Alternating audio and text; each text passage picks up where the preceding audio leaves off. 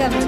கலாம் ஆண்டு 6 மாதம் 7 நாள் 17 வியாழக்கிழமை ஏப்ரல் 30 2026. இன்றைய நம்பிக்கை செய்திகள். சாலையோரங்களில் எங்கும் முதியோர்கள் ஆதரவற்று இருக்கும் அவல நிலை கூடாது.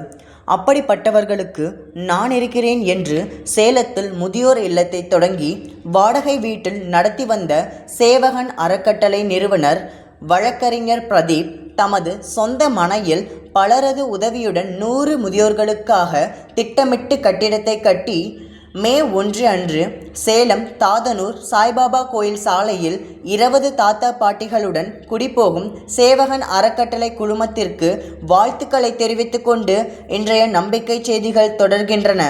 நம்பிக்கை செய்திகளுக்காக சென்னையிலிருந்து பாபா ஸ்ரீ. மாணிக்க மாணவர் வைய தலைமைகொள் முகாம் மே 1 தென்காசியில் தொடங்குகிறது. தமிழகம் நெடுகிலும் இருந்து மாணிக்க மாணவர்கள் வருகை. ஆண்டுதோறும் மாணிக்க மாணவர்களுக்கு தலைமைத்துவத்தை அளிக்கும் வைய தலைமைகொள் முகாம் நடைபெற்று வருகிறது. கடந்த ஆண்டை போல இந்த ஆண்டும் முகாம் தென்காசியில் இயற்கை எழில் நிறைந்த சேவைக்கான தவபூமி அமர் சேவா சங்க வளாகத்தில் மே 1 காலை 9 மணிக்கு தொடங்குகிறது. 120 மாணவர்கள் கலந்து கொள்ளவிருக்கும் இந்த 5 நாள் முகாமினை ஏற்கனவே பயிற்சியினை முடித்த மாணிக்க மாணவர்களே நடத்தவிருப்பது தனி சிறப்பு. கலாம் ஜோதி மாணவர்கள் வாசு மற்றும் ஸ்ரீகணேஷ் ஒரு நாள் முன்னதாக வந்து முன் ஏற்பாடுகளை கவனித்து வருகின்றனர். மேலும் சென்னை, திருவள்ளூர், காஞ்சிபுரம், நாகப்பட்டினம், ஈரோடு, நாமக்கல், சிவகங்கை, காரைக்குடி ஆகிய மாவட்டங்களிலிருந்து மாணவர்கள் வந்து கொண்டிருப்பதாக இம்முகாமின் பொறுப்பாளர் மனோஜ் தெரிவித்தார். காஞ்சிபுரம் பச்சையப்பாசில் நல்லோர் வட்டம் 3வது சக்தி சந்திப்பு ஏப்ரல் 28 செவ்வாய்க்கிழமை மாலை சரியாக 6:30 மணிக்கு காஞ்சிபுரம் பச்சையப்பாஸ் ட்ரெண்ட்ஸ் ஜவுளி நிறுவனத்தின் மாடியில் நல்லோர் வட்டத்தின் 3வது சக்தி சந்திப்பு நடைபெற்றது. பல்வேறு சமூக அமைப்புகள் ஒன்றாக சந்தித்து அனுபவங்களை பகிர்ந்து கொள்வதே அந்த சந்திப்பின் நோக்கம்.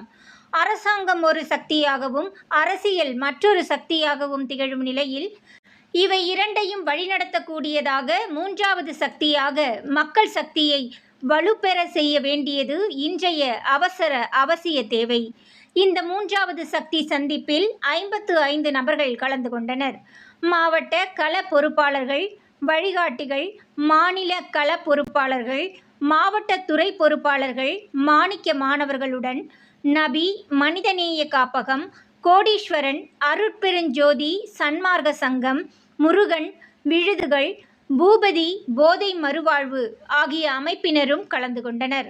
நல்லோர் வட்டம் களங்களின் ஒருங்கிணைப்பாளர் ஸ்ரீதர் பச்சையப்பன் 3வது சக்தியின் அவசியம் பற்றி கூறினார். நல்லோர் வட்டத்தின் வழிகாட்டி அன்பு ஜீரோ பட்ஜெட் பற்றி விளக்கினார். இனி இந்த 3வது சக்தி சந்திப்பு மாதந்தோறும் 4வது செவ்வாய்க்கிழமை நடைபெறும் என்று ஸ்ரீதர் பச்சையப்பன் தெரிவித்தார். இறுதியாக சிற்றுண்டி, குலாப் ஜாமுன், இட்லி மற்றும் கிச்சடி சம்பா பரிமாறப்பட்டது.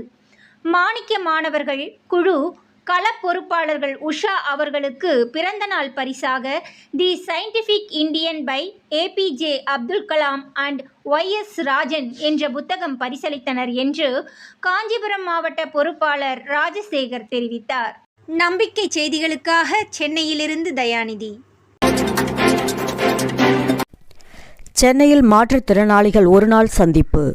நல்லோர் வட்டத்தின் 100 துறைகளில் நடைபெற்று வரும் நேரடி சந்திப்புகளில் 75வது துறையான மாற்றுத்திறனாளிகள் துறையினருக்கான சந்திப்பு சென்னையில் மே மாதம் 10ஆம் தேதி சென்னை தியாகராய நகர் ஸ்ரீ ராமகிருஷ்ணா மிஷன் பள்ளி டேக் ஆடிட்டோரியத்தில் நடைபெற இருப்பதாகவும் அதில் 100 பேர்கள் கலந்து கொள்வார்கள் என்று எதிர்பார்க்கப்படுகிறது.